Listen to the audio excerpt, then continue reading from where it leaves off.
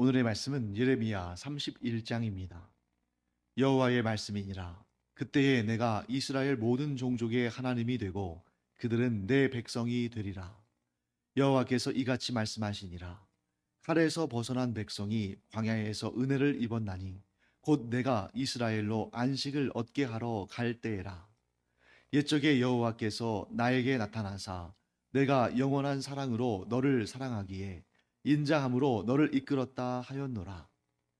처녀 이스라엘아, 내가 다시 너를 세우리니 내가 세움을 입을 것이요 내가 다시 소고를 들고 즐거워하는 자들과 함께 춤추며 나오리라. 내가 다시 사마리아 산들에 포도나무를 심되 심는 자가 그 열매를 따기 시작하리라. 에브라임 산 위에서 파수꾼이 외치는 날이 있을 것이라. 이르기를 너희는 일어나라. 우리가 시온에 올라가서 우리 하나님 여호와께로 나아가자 하리라. 여호와께서 이와 같이 말씀하시니라. 너희는 여러 민족의 앞에 서서 야곱을 위하여 기뻐 외치라. 너희는 전파하며 찬양하며 말하라. 여호와여, 주의 백성 이스라엘의 남은 자를 구원하소서 하라. 보라, 나는 그들을 북쪽 땅에서 인도하며 땅끝에서부터 모으리라. 그들 중에는 맹인과 다리 저는 사람과 잉태한 여인과 해산하는 여인이 함께 있으며 큰 무리를 이루어 이곳으로 돌아오리라.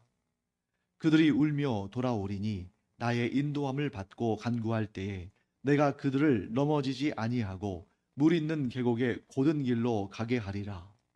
나는 이스라엘의 아버지요 에브라임은 나의 장자니라. 이방들이여, 너희는 여호와의 말씀을 듣고 먼 섬에 전파하여 이르기를 이스라엘을 흩으신 자가 그를 모으시고 목자가 그 양떼에게 행함같이 그를 지키시리로다.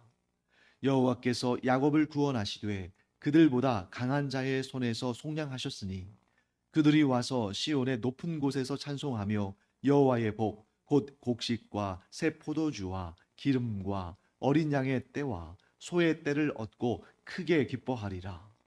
그 심령은 물된 동산 같겠고 다시는 근심이 없으리로다 할지어다. 그때에 처녀는 춤추며 즐거워하겠고 청년과 노인은 함께 즐거워하리니 내가 그들의 슬픔을 돌려서 즐겁게 하며 그들을 위로하여 그들의 근심으로부터 기쁨을 얻게 할 것임이라. 내가 기름으로 제사장들의 마음을 흡족하게 하며 내 복으로 내 백성을 만족하게 하리라. 여호와의 말씀이니라. 여호와께서 이와 같이 말씀하시니라. 라마에서 슬퍼하며 통곡하는 소리가 들리니 라헬이 그 자식 때문에 애곡하는 것이라. 그가 자식이 없어져서 위로받기를 거절하는도다. 여호와께서 이와 같이 말씀하시니라. 내 울음소리와 내 눈물을 멈추어라. 내 일에 삭슬 받을 것인즉 그들이 그의 대적의 땅에서 돌아오리라. 여호와의 말씀이니라. 너의 장래에 소망이 있을 것이라. 너의 자녀가 자기들의 지경으로 돌아오리라. 여호와의 말씀이니라. 에브라임이 스스로 탄식함을 내가 분명히 들었노니 주께서 나를 징벌하심에 멍에에 익숙하지 못한 송아지 같은 내가 징벌을 받았나이다. 주는 나의 하나님 여호와이시니 나를 이끌어 돌이키소서. 그리하시면 내가 돌아오겠나이다. 내가 돌이킨 후에 뉘우쳤고 내가 교훈을 받은 후에 내 볼기를 쳤사오니 이는 어렸을 때에 치욕을 짐으로 부끄럽고 욕됨이니이다 하도다. 에브라임은 나의 사랑하는 아들, 기뻐하는 자식이 아니냐. 내가 그를 책망하여 말할 때마다 깊이 생각하노라. 그러므로 그를 위하여 내 창자가 들끓으니 내가 반드시 그를 불쌍히 여기리라. 여호와의 말씀이니라. 처녀 이스라엘아, 너의 이정표를 세우며 너의 편말을 만들고 큰 길, 곧 내가 전에 가던 길을 마음에 두라. 돌아오라, 내 성읍들로 돌아오라. 반역한 딸아, 내가 어느 때까지 방황하겠느냐? 여호와가 새 일을 세상에 창조하였나니 곧 여자가 남자를 둘러싸리라. 만군의 여호와 이스라엘의 하나님께서 이와 같이 말씀하시니라. 내가 그 사로잡힌 자를 돌아오게 할 때에 그들이 유다 땅과 그 성읍들에서 다시 이 말을 쓰리니 곧 의로운 처소여 거룩한 산이여 여호와께서 내게 복 주시기를 원하노라 할 것이며 유다와 그 모든 성읍의 농부와 양떼를 인도하는 자가 거기에 함께 살리니 이는 내가 그 피곤한 심령을 상쾌하게 하며 모든 연약한 심령을 만족하게 하였음이라 하시기로 내가 깨어 보니 내 잠이 달았더라. 여호와의 말씀이니라. 보라, 내가 사람의 씨와 짐승의 씨를 이스라엘 집과 유다 집에 뿌릴 날이 이르리니 깨어서 그들을 뿌리 뽑으며 무너뜨리며 전복하며 멸망시키며 괴롭게 하던 것과 같이 내가 깨어서 그들을 세우며 심으리라. 여호와의 말씀이니라. 그때에 그들이 말하기를 다시는 아버지가 신포도를 먹었으므로 아들들의 이가 시다 하지 아니하겠고 신포도를 먹는 자마다 그의 이가 신 것 같이 누구나 자기의 죄악으로 말미암아 죽으리라. 여호와의 말씀이니라. 보라, 날이 이르리니 내가 이스라엘 집과 유다 집에 새 언약을 맺으리라. 이 언약은 내가 그들의 조상들의 손을 잡고 애굽 땅에서 인도하여 내던 날에 맺은 것과 같지 아니할 것은 내가 그들의 남편이 되었어도 그들이 내 언약을 깨뜨렸음이라. 여호와의 말씀이니라. 그러나 그날 후에 내가 이스라엘 집과 맺을 언약은 이러하니 곧 내가 나의 법을 그들의 속에 두며 그들의 마음에 기록하여 나는 그들의 하나님이 되고 그들은 내 백성이 될 것이라. 여호와의 말씀이니라. 그들이 다시는 각기 이웃과 형제를 가르쳐 이르기를 너는 여호와를 알라 하지 아니하리니 이는 작은 자로부터 큰 자까지 다 나를 알기 때문이라. 내가 그들의 악행을 사하고 다시는 그 죄를 기억하지 아니하리라. 여호와의 말씀이니라. 여호와께서 이와 같이 말씀하셨느니라. 그는 해를 낮의 빛으로 주셨고 달과 별들을 밤의 빛으로 정하였고 바다를 뒤흔들어 그 파도로 소리치게 하나니 그의 이름은 만군의 여호와니라. 이 법도가 내 앞에서 패할진대 이스라엘 자손도 내 앞에서 끊어져 영원히 나라가 되지 못하리라. 여호와의 말씀이니라. 여호와께서 이와 같이 말씀하시니라. 위에 있는 하늘을 측량할 수 있으며 밑에 있는 땅의 기초를 탐지할 수 있다면 내가 이스라엘 자손이 행한 모든 일로 말미암아 그들을 다 버리리라. 여호와의 말씀이니라. 보라, 날이 이르리니 이 성은 하나넬 망대로부터 모퉁이 문에 이르기까지 여호와를 위하여 건축될 것이라. 여호와의 말씀이니라. 측량줄이 곧게 가렙 언덕 밑에 이르고 고아로 돌아 시체와 제의 모든 골짜기와 기드론 시내에 이르는 모든 고지 곧 동쪽 마문의 모퉁이에 이르기까지 여호와의 거룩한 곳이니라. 영원히 다시 뽑거나 전복하지 못할 것이니라. 자, 굉장히 긴 본문을 읽었습니다. 이 본문을 읽는 데만도 8분이 넘었어요. 네, 그래서 제가 너무 길지 않게 여러분들이 이 내용을 전체적으로 조명할 수 있도록 간단하게 알려드리겠습니다. 굉장히 40절이나 되는 구절을 읽다 보니까 무슨 내용이지 중간에 읽다가 막 오히려 그 내용이 무슨 내용인지 막 헷갈릴 수 있습니다. 그런데 여러분 이렇게 여러분들이 구약 성경을 읽으실 때 특히 이 남북 즉 남유다 북이스라엘로 갈라진 이후에 이 말씀을 읽을 때는 몇 가지 여러분들이 상식적인 내용을 아시면 도움이 됩니다. 자, 오늘 본문의 말씀에 5절 말씀, 6절 말씀 이렇게 쭉 보면 이런 지명과 이름이 등장합니다. 5절에 내가 다시 사마리아 산들에 하고 사마리아가 나오죠. 그리고 6절 말씀에 에브라임 산 위에서 하고 에브라임이 나오죠. 나라가 갈라지기 전에는 이렇게 우리가 분류할 필요가 없습니다만 나라가 솔로몬 이후에 갈라진 다음에는 여기 나오는 것처럼 5절에 나오는 것처럼 사마리아, 6절에 나오는 것처럼 에브라임 이런 표현이 나오면 북이스라엘 왕국을 지칭하는 것입니다. 반면에 뒤에 보시면 유다 이런 표현 나오죠. 그러면 이것은 유다 왕국을 지칭한다. 유다나 예루살렘을 언급하면 그것은 하나님의 거룩한 성 이런 표현이 나오면 남유다 왕국을 지칭하는 것이구나. 이렇게 여러분들이 아시면 되겠습니다. 자, 그렇기 때문에 오늘 본문의 말씀에 1절부터 6절까지는 에브라임에 대한 말씀, 곧 북이스라엘에 대한 말씀인데 북이스라엘의 회복에 대한 말씀을 주시는 것입니다. 자, 그런데 이 시점이 굉장히 묘합니다. 지금 이 시점, 예레미야가 사역하던 이 시점은 남유다 왕국이 지금 멸망을 앞두고 있는 그런 시대입니다. 그러니까 지금 남유다 왕국이 멸망을 앞두고 있다는 얘기는 뭘 의미하냐면 이미 북이스라엘 왕국은 120년도 훨씬 전에 멸망당한 거예요. 자, 그런데 지금 남유다 왕국의 멸망을 앞둔 시점에서 북이스라엘 왕국의 회복을 말씀하시는 거죠.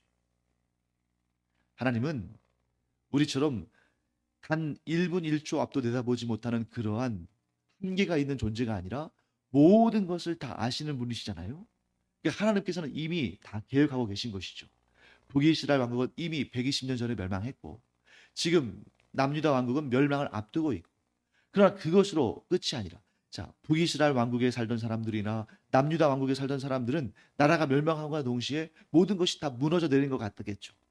하지만 하나님께서는 그 멸망 이후의 회복까지도 이미 다 계획하고 계신다. 자, 그러면 전지전능하신 하나님께서 그냥 이 재앙을 내리지 않으시고 이스라엘 백성들을 그냥 지켜주시고 보호하시고 그들이 계속 이렇게 민족의 정체성을, 나라의 주권을 이어갈 수 있도록 얼마든지 하실 수 있으신데 왜 그렇게 하지 않으셨습니까? 우리 어제 본문에 나왔죠. 예레미야 30장에 어떤 내용 나왔습니까? 어떤 내용 나왔습니까? 이 재앙은 너희를 위해서 반드시 필요한 것이기 때문에 내가 내리는 것이다. 그리고 그 이유를 말씀하셨습니다. 왜냐하면 너희는 스스로 회복될 수 없다. 스스로 개선될 수 없기 때문에 이 재앙을 거친 다음에 너희가 새롭게 태어날 것이다. 그러므로 이 재앙이 지금은 너희에게 너무나 힘들고 고통스럽지만 오히려 너희에게 더 좋은 것을 줄 것이다. 너희를 더 좋게 할 것이다. 이렇게 말씀하셨습니다. 그리고 오늘 31장에 와서 그 재앙의 날, 그 심판의 날, 그 괴롭고 두려운 날을 넘어서서 하나님께서 그들에게 주실 회복과 새 언약을 말씀하고 있는 것입니다. 그러니까 하나님께서는, 사람들은 다 잊어버리고 있을 거예요, 아마. 왜? 북이스라엘이 120년 전에 아수르에 의해서 멸망당했고 그 120년 지나는 동안 북이스라엘 땅에서는 어떤 일이 일어났냐면 이 아수르 제국이 북이스라엘 땅을 점령한 다음에 제일 먼저 한 일이 뭐냐면 그들의 민족적 정체성을 흔들어 놓는 것입니다. 왜냐하면 우리가 잘 알다시피 이스라엘이라는 민족은 규모는 크지 않은데, 그래서 세계사에서 그 이름은 그렇게 알려지지 않았는데 그 민족적 정체성이 얼마나 대단한지, 나라 없이 2500년을 지냈음에도 불구하고 여전히 민족적 정체성을 지니고 있다가 2차 세계대전이 종료될 시점에 그들이 지금의 이스라엘 땅으로 돌아와서 나라를 회복하는 놀라운 역사를 우리가 보지 않습니까? 여러분, 아무리 세계적으로 미국이든 영국이든 이런 강대국이 이스라엘 민족을 위한 나라를 세워주려고 아무리 애쓴다 할지라도 그들이 민족적인 정체성을 갖지 못하고 있다면 나라는 세울 수 없는 거죠. 그러니까 그들은 땅이 없는 그런 상황 속에서도 민족적 정체성을 계속 유지해 왔기 때문에 2차 세계대전 후에 전 세계적으로 이렇게 혼란스럽고 이제 새로운 신생 국가들이 막 일어날 때 우리나라도 그 시점에 대한민국이라는 나라를 세우지 않았습니까? 그런 상황 가운데 민족적 정체성이 있었기 때문에 그들이 나라를 세울 수 있었던 것입니다. 물론 다른 나라들 도와주기도 했지만 그 모든 것 하나님께서 그 역사를 주관하신 거죠. 이 사실을 강대국인 아수르가 잘 알고 있었기 때문에 어떻게 하냐면 북이스라엘 땅에 살고 있던 이스라엘 백성들을 다른 곳으로 다 흩어버려요. 그리고 먼 곳에 있는 다른 나라, 다른 민족, 이방 백성들을 북이스라엘 땅에 데려다 놓습니다. 이러면서 그들의 혈통이 섞여지거든요. 그래서 그 순수한 혈통을 유지했던 남유다의 유다 지파, 유대인들이 북이스라엘 사람들을 멸시하고 미워했습니다. 왜? 너희는 순수성을 지키지 못했다. 그래서 나중에 우리가 이제 신약 성경을 보시면 유대인들이 사마리아인들을 무시하고 멸시하고 그들을 저주하죠. 이렇게 섞였으니까. 그래서 여러분, 이 선지서에 사마리아, 에브라임 이런 표현이 나오면 아수르 왕국에게 멸망당한 북이스라엘 백성들을 말하는데, 놀랍게도 사람들은 그들을 포기하고 사람들은 그들을 잊어버리고 심지어 그들에 대해서 조롱하고 멸시하고 저주하지만 하나님은 여전히 어떤 마음을 갖고 계셔요? 비록 하나님께서 아수르를 통해서 그들을 멸망하게 하셨지만 여전히 하나님은 북이스라엘 백성들을 마음에 품고 계시고 그들을 회복시킬 날을 하나님께서 계획하고 계신다. 그리고 그들은 하나님께서 주시는 회복의 역사를 경험하게 된다 하는 것을 보게 됩니다. 자, 그 다음에 7절부터 9절까지에는 어떤 내용이 나오냐면 남은 자라는 내용이 등장합니다. 자, 7절 말씀 후반부 보시면 여호와여 주의 백성 이스라엘의 남은 자를 구원하소서. 무슨 얘기입니까? 이스라엘, 지금 북이스라엘 말하는 거잖아요. 북이스라엘은 이미 120년 전에 아수르에 의해서 멸망당하고 흔적도 없이 사라졌지만 그러나 그들 가운데 여전히 어떤 사람들이 있다는 거예요? 남은 자가 있다. 남은 자는 나라가 사라졌어도, 남은 자는 그들의 그 국가가 사라졌어도 어떤 사람들입니까? 하나님을 향한 믿음만은 지키는 사람들. 자, 여러분 세계 역사를 보세요. 우리나라도 마찬가지입니다. 우리나라가 1907년을 비롯해서 이 일제시대 때에도 조선시대 후반부에서 일제시대까지 믿음의 이 선교사들이 와서 복음을 전파하고 많은 이들이 예수 믿고 구원받았습니다. 그런데 그 사이에 여러분 1910년에 나라가 주권을 잃어버리고 또 1945년에 주권을 회복하긴 했지만 여전히 주변 열강들에 의해서 나라가 혼란스러울 때 그런 상황에서도 여전히 믿음을 가진 자들은 하나님께서 지켜보호하셨고 그 믿음을 가진 자들을 통해서 나라를 회복해 가시죠. 그러니까 중요한 것은 뭐냐면 여러분 국권을 잃어버린다는 것 아마 이 세상을 살아가는 사람들이 경험할 수 있는 일들 가운데 전쟁과 국권을 잃어버리는 일이 가장 두렵고 가장 고통스러운 일들에 속하겠죠. 그렇지만 그렇게 나라를 잃어버릴 수도 있습니다. 그럴 일이 없기를 간절히 바랍니다만 나라를 잃어버릴 수도 있어요. 나라가 전쟁에 휩싸일 수도 있습니다. 이런저런 위기와 이런저런 재앙들이 있을 수 있습니다. 그러나 그런 상황 가운데서도 하나님을 향한 믿음을 잃지 않고 그 믿음을 지켜내면 그들은 남은 자가 되기 때문에 하나님께서 언제든지 그들을 지켜주시고 회복시켜 주신다. 실제로 그렇지 않습니까? 여러분 우리나라 역사를 보세요. 뭐 고조선 시대부터 해서 또 고구려 백제 신라 삼국시대, 통일신라, 그 다음에 후삼국시대, 다시 통일되어서 고려시대, 고려가 망하고 신라시대, 조선시대, 조선이 망하고 또 일제강점기의 식민지 시대 거치면서 지금 오늘날 대한민국이 됐잖아요. 여러분 우리는 굉장히 많이 나라가 바뀌었어요. 그 얘기는 동시에 뭘 말합니까? 그렇게 많이 나라가 멸망했다는 거죠. 나라는 멸망했어도 민족은 지켰습니다. 그런데 민족이 흩어진다 할지라도 남은 자, 곧 하나님을 향한 믿음을 버리지 않는 자들은 끝까지 하나님께서 지키시고 그들을 결국 회복시켜 주신다 하는 것을 이 본문을 통해서 알게 됩니다. 물론 여러분 나라와 민족을 지키는 거 우리에게 굉장히 중요하고 너무너무 중요한 일이죠. 하지만 그것을 넘어서는 가장 본질되는 일, 그것은 바로 하나님을 향한 믿음을 지키는 일이다.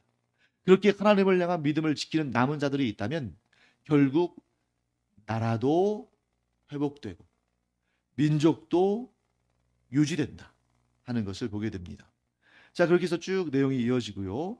그 다음에 15절부터 22절까지 또 하나님께서 이 에브라임을 위로하시는, 즉 북이스라엘 그 왕국의 백성들, 지금은 나라가 없어져서 다 흩어져 있는 그들을 하나님께서 위로하시는데 이런 내용 나옵니다. 15절 말씀 굉장히 유명한 말씀이죠. 우리 15절 함께 읽어보겠습니다. 여호와께서 이와 같이 말씀하시니라. 라마에서 슬퍼하며 통곡하는 소리가 들리니 라헬이 그 자식 때문에 애곡하는 것이라. 그가 자식이 없어져서 위로받기를 거절하는도다. 자, 이거 상징적인 표현이죠. 상징적인 표현인데 이 라마는 어떤 곳이냐면 여기 라헬이 등장하잖아요. 라헬은 누구의 아내입니까? 야곱의 아내죠. 야곱에게 4명의 아내들이 있었는데 정실 부인으로는 레아와 라헬 자매가 있었고 그들의 시종들인 실바와 비라가 또 야곱의 후처들이 되었죠. 그 중에 야곱이 가장 사랑한 아내가 누굽니까? 라헬이에요. 그런데 그 라헬이 가장 사랑하는 아내고 정말 가장 마지막에 11번째 아들 요셉과 12번째 아들 베냐민을 낳잖아요. 그러니까 얼마나 그 사랑하는 아내로부터 얻은 자식들이 귀했는가. 그러니까 순서로 따지면 이 요셉은 11번째 아들인데 그런데 야곱이 그를 장자로 대우했어요. 왜 그랬을까요? 자기가 진정 사랑하는 아내인 라헬의 장자니까. 그런데 문제는 그렇게 해서 정말 사랑하는 아내에게서 두 아들을 얻었는데 두 번째 아들, 즉 12명의 아들들 가운데 막내인 베냐민을 낳을 때에 그만 이 야곱이 가장 사랑하는 아내인 라헬이 죽습니다. 그곳이 바로 라마예요. 그러니까 야곱의 가장 사랑하는 아내인 라헬이 막내 베냐민을 낳으면서 죽어가면서 얼마나 서럽고 고통스럽고 괴로웠겠어요. 자기가 사랑하는 남편 야곱에게 이 아들을 안겨줘야 되는데 자기는 죽어가요. 그러니까 어떻습니까? 그가 자식이 없어져서 위로받기를 거절하는도다. 사실 베냐민이 죽은 건 아닙니다. 베냐민이 죽은 게 아니에요. 근데 이 표현은 뭐냐면 라헬이 자기가 죽어가니까 이제 자기 자식을 품에 안을 수 없다는 생각에 위로받기를 거절할 정도로 그렇게 처절하게 고통스러워했다는 겁니다. 자, 이 역사를 여러분들 기억하시면 되겠습니다. 자, 그런데 이 역사가 두 번에 걸쳐서 다른 상황에 적용이 됩니다. 첫 번째는 오늘 본문에 나오는 말씀이에요. 자, 라마는 어떤 곳이냐면 북이스라엘 땅입니다. 그리고 아까 제가 말씀드렸죠. 북이스라엘을 상징하는 용어들이 사마리아, 에브라임 그랬잖아요.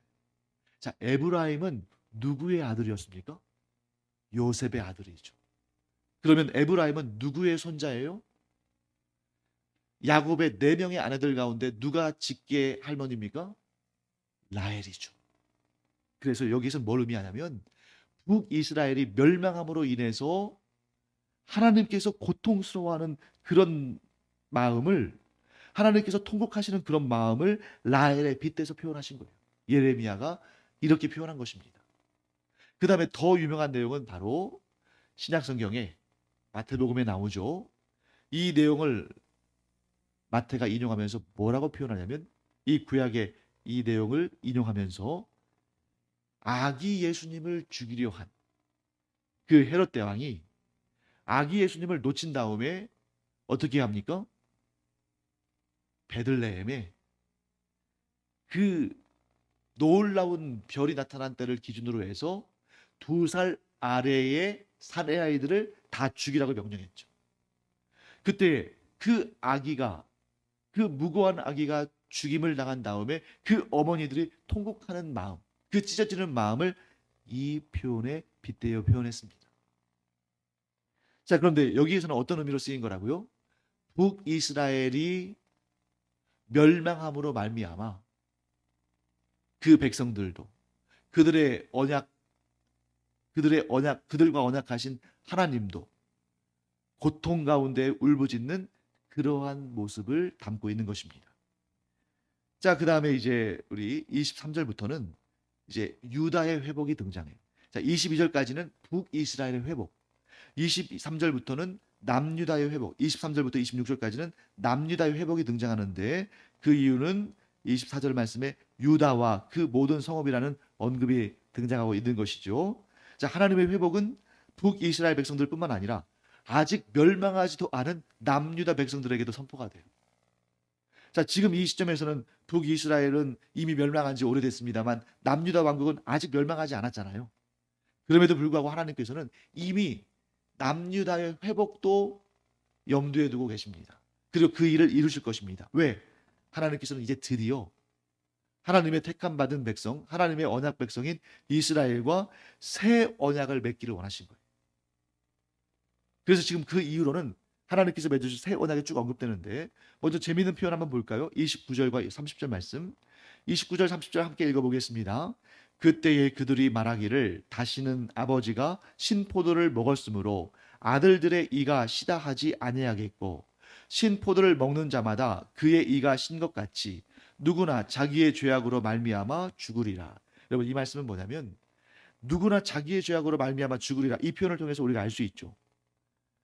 아버지의 죄 때문에 아들들이 징계를 받는 그 일이 없겠고 아들들의 죄로 말미암아 아버지가 징계를 받는 일이 없겠고 저마다 자기의 죄악으로 말미암아 자기의 죄악에 대한 징계를 받게 된다. 그러면 이게 뭘 의미할까요? 하나님의 뜻이 자기의 죄악으로 말미암아 죽으리라 했을 때 죽음에 있는 것입니까? 아니죠. 이런 죄를 짓지 않는 자들은 그 죄를 짓지 아니함으로 말미암아 죽음을 당하지 않을 것이다. 그 얘기는 더 넓게 보면 뭐냐면 이제 하나님께서 어떤 마음을 가지셨냐면 그들 가운데 있는 죄악으로 말미암아 나라 전체를 멸망하게 하지는 않으시겠다. 사실 그 이전에는 어떻게 하셨습니까? 자, 노아의 시대를 보세요. 그들의 죄로 말미암아 노아의 가족들 8명을 제외하고는 다 멸절당했잖아요. 또 북이스라엘도 마찬가지고 여기 있는 남유다도 마찬가지로 그들에게 남은 자들이 있었지만, 즉 여전히 신앙을 갖고 있는 자들, 믿음을 지키는 자들이 있었지만 나라가 다 멸망했잖아요. 그런데 이후로는 그렇게 하지 않겠다. 사실 그 뜻은 뭐냐면 이스라엘을 앞으로는 망하지 않게 하겠다, 이런 말씀하시는 것이 아니라 하나님의 구원의 역사가 나라와 민족의 국경을 넘어설 것을 말씀하시는 것입니다. 자, 지금까지 이 옛 언약의 시대는 나라와 민족이라는 그런 울타리 안에 있었어요. 그렇기 때문에 이스라엘 민족들은 그런 상황 가운데 어떤 잘못된 그런 관념을 가졌습니까? 우리나라만, 우리 민족만 하나님과 언약을 맺었고 우리만 구원받는, 우리만 의로운 민족이다. 그런 민족 우월주의, 선민 사상을 가졌습니다. 그런데 새 언약의 시대는 더 이상 그런 시대가 아니에요. 하나님의 그 구원의 은총이 국가와 민족의 국경과 그 민족적 정체성을 넘어서서 누구든지 자기 죄로 말미암아 죽임을 당하고, 그 얘기는 역으로 하면 뭡니까? 자기 믿음으로 말미암아 구원을 얻는 그런 시대를 이루실 것이다. 그래서 33절, 34절 굉장히 중요한 내용이죠. 우리 함께 읽어보겠습니다. 33절과 34절.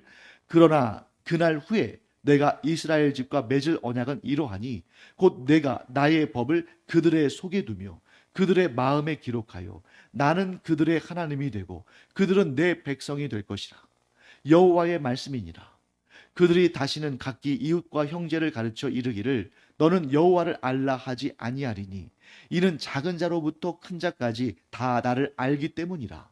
내가 그들의 악행을 사하고 다시는 그 죄를 기억하지 아니하리라. 여호와의 말씀이니라. 이게 새 언약의 내용이에요. 이 새 언약을 이루신 분이 누굽니까? 하나님의 아들 예수 그리스도십니다. 그런데 문제는 하나님의 아들 예수 그리스도께서 오셔서 새 언약의 역사를 이루시는데 여전히 이스라엘 백성들은 편협한 민족주의, 자기들만 구원받는다는 그런 성민 사상에 사로잡혀서 새 언약을 몰랐어요. 그러나 하나님께서는 예수 그리스도를 통해서 이 새 언약을 이루시는데 그 언약의 내용이 무엇입니까? 누구든지 그 언약의 표를 몸에 두지 아니하고, 그 몸에 두는 표가 뭐예요? 할례잖아요.